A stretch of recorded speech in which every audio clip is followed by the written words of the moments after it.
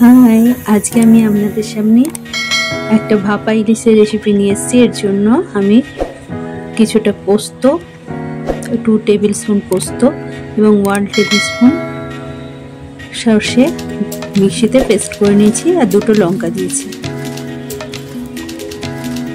মাছগুলো আমি নুন হলুদে ভালো করে মাখিয়ে রেখে দিয়েছিলাম কিছুক্ষণ। তারপর মাছগুলো আমি মাইক্রোওভেনের প্লেটে সাজিয়ে নিচ্ছি।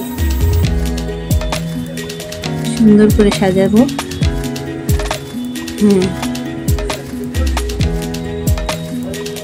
এরকম ভাবে সাজিয়ে নিয়ে আমি এবার এই পোস্ত আর সর্ষে আর 2টো কাঁচা লঙ্কা দিয়ে বেটে নেওয়া গোলটা ওই মাছের উপর আমি একটু লিকুইড করে নিয়েছি, কারণ মাছের জলটা একটু টেনে যেতে পারে আর একটু ঝোল থাকলে ভাত দিয়ে খেতেও ভালো লাগবে। এই কাঁচা লঙ্কাগুলো আমি চিড়ে নিয়েছি, 3টে কাঁচা লঙ্কা আছে এখানে। আর এটা কিছুটা ইলিশ মাছ আগে ভেজে রেখেছিলাম, কিছুটা ভাজা ইলিশ রেখে দিয়েছি তার তেলটা। এবার আমি পোস্ত আর সর্ষের এই গোলটা ভালো করে ঢেলে দিচ্ছি। তার আগে কাঁচা লঙ্কাগুলো দিয়ে দিয়েছি।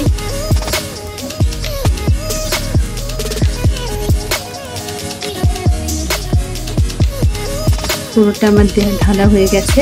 এবার আমি এই ইলিশ মাছ ভাজার তেলটা ভালো করে দিয়ে দেবো, এতে আরো টেস্ট বেশি হবে। এরপর এর সঙ্গে আমি একটু 1 টেবিল স্পুন মতন কাঁচা সর্ষের তেলও দিয়ে দেব, টেস্টটা যাতে একটু বেশি পাবে। এর ঝোলটা দিয়ে গরম ভাতের সাথে মেখেও আপনারা দারুণভাবে খেতে পারবেন।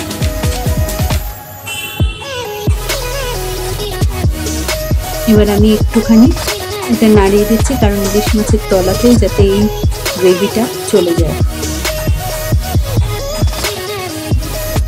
গ্রেভিটা ভালো করে মনে হচ্ছে চলে গেছে, সারা ইলিশ মাছটা আমার মাখামাখি হয়ে গেছে গ্রেভিটা।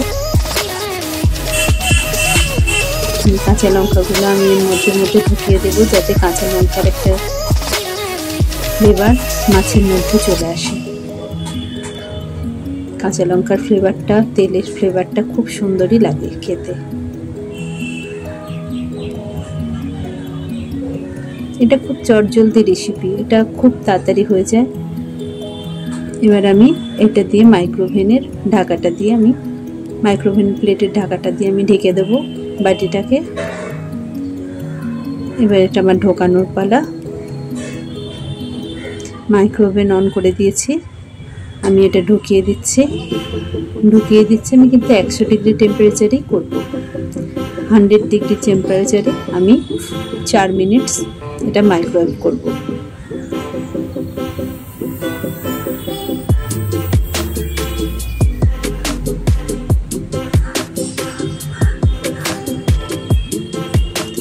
মাইক্রোওভেন চালু হয়ে গেছে।